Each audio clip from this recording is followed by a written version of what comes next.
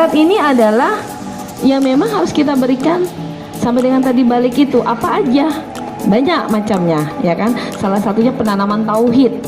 Kadang-kadang gini ayah bunda ya, kita minta anak kita sholat, puasa dan sebagainya hanya untuk melakukan kewajiban ya kan, sehingga ruhiyahnya ya mungkin aja kurang, kecintaannya kepada Allah kurang, sehingga dia hanya gerakan fisik untuk sholat dan sebagainya.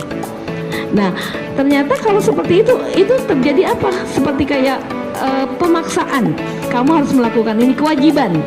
Ketika anak melakukan kewajiban tapi bukan dari rasa cintanya kepada Allah, biasanya dia tetap sholat tapi maksiat tetap dijalankan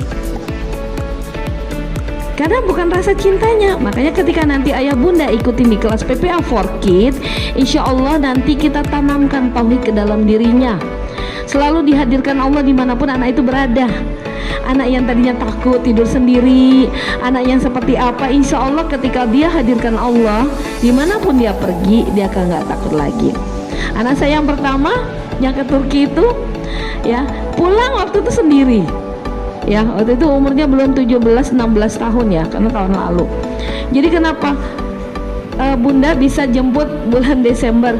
Nggak bisa bunda, ada jadwal. Aku bisa pulang sendiri dari Izmir.